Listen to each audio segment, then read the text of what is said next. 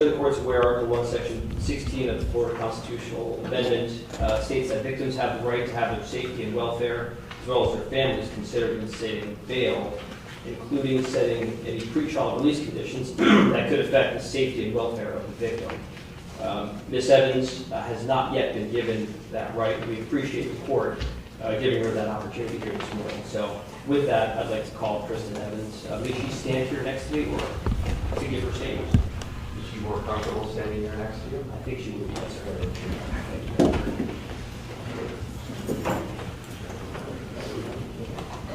And if you'll come up to the lectern here for me. Once you arrive, if you'll raise your right hand, the clerk will place you under oath so I can get your identity. Do you solemnly swear or affirm to tell the truth, the whole truth, and nothing but the truth to help you God? Yes. Thank you. Please put your hand down. Tell me your full name, please. My name is Kristen Evans. Okay, thank you. You may inquire, Mr. Fighter. Thank you. So, Ms. Evans, I understand you have a statement that you've prepared and a few things you want to share with the court this morning. Is that correct? Yes. Okay. You may, of course, share your thoughts with the judge. Thank you, Your Honor, for doing me today. My name is Kristen Evans, and I'm the victim in this case. I have a 12-year-old and a 5-month-old that I am a primary caregiver for. You've seen the video, what he did to me. I was slapped, punched, literally picked up and thrown into my TV, and then picked me up and slammed me into my son's bouncy seat by my throat. This is not the first time that he's been violent with me. I am afraid for my safety and for my children's safety. He was released on the weekend, and I was too afraid to go home. I have not been back home yet. My injuries from this incident are serious and likely permanent from what I have been told. I'm just asking the court to increase his bond, place him on home confinement, and make sure and verify his residence and make sure there are no firearms in the home. Okay. I believe from the report you were concerned, it might have been in the injunction request, that you might have had a fracture and you went to the hospital, as I understand it. Is that correct? That is, To your knowledge, was anything fractured? no, sir. Okay. You've been home since this incident, or you have not? I have only been home to grab items with police escort. Okay. Have you had, or let me rephrase that, has Mr. Stacy had any contact with you since he's been released? Yes. Okay. And you have a relationship with his mother? Not any longer, sir. Okay. Thank you. Anything else, Mr. Potter? Any other questions? No further questions of Ms. Evans, just some closing statements from the Okay. Remain here for 1 minute. Mr. Luca, do you have any questions? Very briefly, Your Honor. Ms. Evans, I don't want to talk to you back. Isn't it true that you, between the time of the original incident that this occurred and today, there was an intervening car accident that you were involved in? That is incorrect. All the questions I have, Your Honor. Okay, thank you. Mr. Potter, any follow-up questions? No, Judge, thank you. And State, do you have any questions? Yeah. Okay, thank you. Anything else, Mr. Potter? Yes, just very briefly, Your Honor, if I may. Your Honor, it's our argument that the defendant is violent, that he is a danger. We've heard from Ms. Evans, and you've seen some of what he's done to her. You've heard that she's feared for her life and the life of her children. We consider him to be a very dangerous and violent man. After this happened, he fled the state. I'm asking the court to, but we've already inquired of where he will be staying, who he's residing with. And we've talked about his local residence here that was not shared with the initial appearance judge. We're still unclear why he gave an address in Tennessee, but in the end, we're asking the court to increase the bond amount to order that he be placed on home confinement or some measure of protection so that if he is to leave the address that he just filed this morning, that our client is notified of that so that she can be aware he may be returning to the state of Florida. Obviously, it's our preference that he doesn't return to the state of Florida. Ask that in order there be no firearms in any home he resides with, and continue to, as we have here today, respect the victim's rights. Thank you. Thank you, Mr. Feiler. Sir. Okay, State, any argument? I believe it's your motion. No argument, we did coordinate our response. I would have to note, though, I do have to let the court know that the address that was given to the IA judge in Tennessee, there is some correspondence that we'd like to see that when he gave that address to the court, he actually was not allowed to be at that address. There is another party there, and there was a custody order, and he was not allowed to be at that address. So that's just for your information. There was a lot apparently that happened at that hearing that was unusual, to put it kindly. I agree. Thank you. Thank you, Judge. Okay. Mr. Luca, argument? Very briefly, Your Honor. The rule that governs pretrial release for Rule of Criminal Procedure 3.131, specifically D, in order to change the bond conditions, the court must be made aware of new information that was not known at the time to the magistrate of the original initial appearance. For the record, last Thursday, so just so we're clear as to how the events unfolded, immediately upon learning that there might be a warrant, before even the warrant was actually confirmed, Mr. Stacy retained our firm, retained myself, to try and inquire as to finding out the warrant. Apparently there was some issue with how the warrant was initially submitted to the court, specifically to the spelling of Mr. Stacy's first name, one letter off. He actually tried to turn himself in Nashville when he thought there was a warrant outstanding, but there was no warrant because it was under the wrong name. That was since corrected by Detective Dozier on November 17th of the Oakland Police Department. He confirmed that with me at 4 o'clock.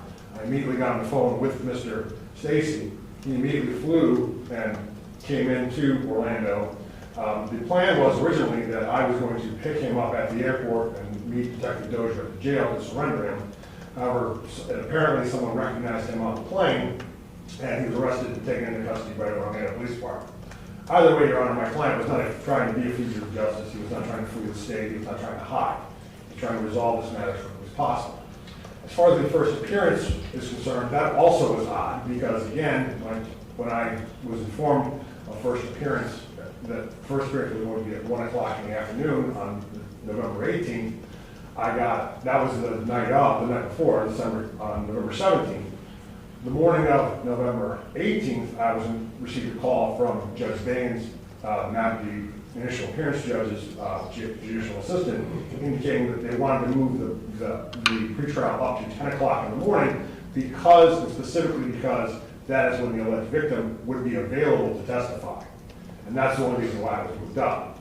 So it was not moved up because of me or because of anything else. It was moved up, as far as I know, because of Judge Bain and his understanding of conversations that he had with the state debate. I never thought it was moved up because of you. That's not a problem. Okay. Or Mr. Stacy, I just want to let the court be aware of how this was. You're right. So initially, there was not, and again, I was not even given, there was not paperwork at the initial appearance to even review or time to review it because of the quick turnaround that we had.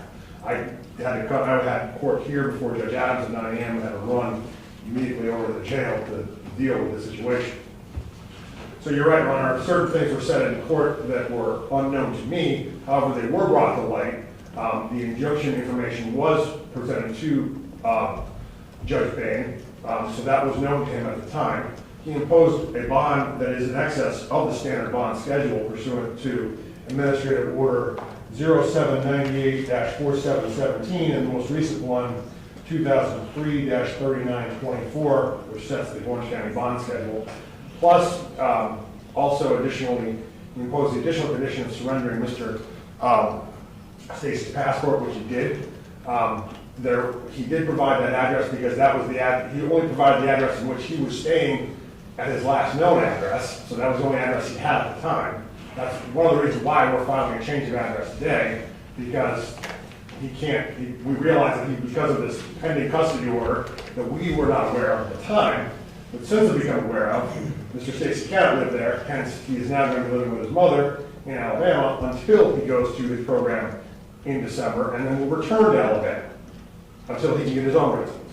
So it's, again, not a fault of Mr. Stacy that this custody order prevented him from residing at that residence because no one knew that that was actually an issue at the time. So I understand that this is an unusual case, an unusual set of circumstances that have led up from surrender to now. However, none of those were the fault of Mr. Stacy, and I don't think any additional conditions of bond are necessary, including home detention or any sort of ankle monitor or anything along those lines. It is going to further protect Ms. Evans from contact with Mr. Stacy. Mr. Stacy will be living 2 states away, actually 3 states away, and until December 1st, in which then he will be at least 2,500 miles away.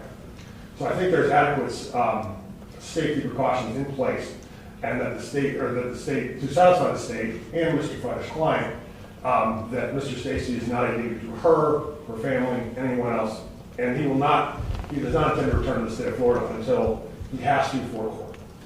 Okay, two states away. Part of Alabama, Florida are contiguous. However, let me ask you, and you made this statement, and it was going to be one of my questions, so I'm glad you brought it up. If I entered an order modifying the bond to prohibit Mr. Stacy from returning to the state of Florida except for court appearances, that's something that he could comply with? Absolutely, Your Honor. No problem with that at all. Okay, thank you. Your Honor, I'd like to briefly respond if I may. Sure. To what Mr. Luke was saying, I don't know where he's getting his information, and I'm not saying he's lying, but the information he just provided to the court was not true. Yes, sir. It was not accurate. Our client, Ms. Evans, had planned on attending the initial appearance in person. She communicated that to the court personnel. For whatever reason, it was moved up. She told them she was in the hospital, she was trying to be heard, and her voice was effectively silenced. So It was, which is why we're having the hearing today. So yes, sir. All that has been remedied.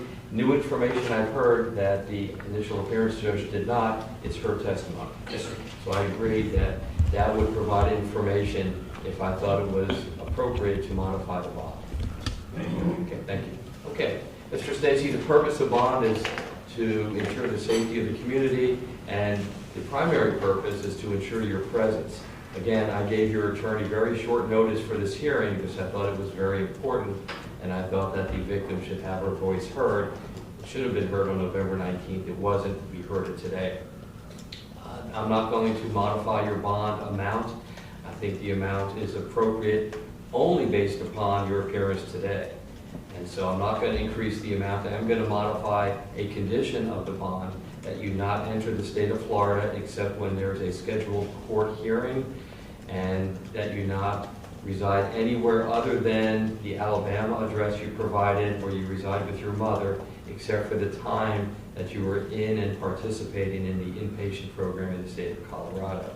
Again, that's subject to modification upon motion, not upon you wanting to do it on your own. Does that make sense? Yes, Your Honor. And to be clear, you were to have no contact whatsoever, directly or indirectly, with, is it Ms. Evans? Yes, sir. With Ms. Evans in this case. State, as you're aware, the Ninth Circuit not only doesn't have an ankle monitor program, but specifically prohibits the ankle monitor program from being used, so I cannot authorize that today. Are there any other conditions you think are necessary for the safety of your victim? Just reference weapons and firearms. Okay, which has already been referenced, so I'm only modifying by adding, not subtracting any of the conditions. All the original terms and conditions of the bond set at initial appearance shall remain in full force and effect. That should assist you in that. Mr. Luca, anything, any other concerns? Yes, just very briefly, Your Honor. My client just informed me he does have some property at the 55 West address. He was just asking if he'd be allowed to go to that address today, obviously, before he leaves back to go to Alabama, to get as much stuff as he can, to pile in his car and to the gun. Okay, so you drove down here, Mr. Stacy? Correct. Yes, Your Honor. Okay, and is it your intent to leave today or tomorrow? Today. Today, okay. You may remain in Florida. You can go to your address at 55. Is it West Central? Is that what the address is? 55 West on Church Street. West Church Street, okay. to retrieve your items with the understanding you're going to have no contact with Ms. Evans, not go to the location where this event allegedly occurred, and you will, on December 1st, participate in that program in Colorado. Yes, Any Your Honor. questions about what happened here today? No, Your Honor. Okay, anything else, Mr. Luca? No, Your Honor. Okay. Mr. Fiver, anything else? No, thank you. Okay, thank you all very much. Thanks. Thank you for addressing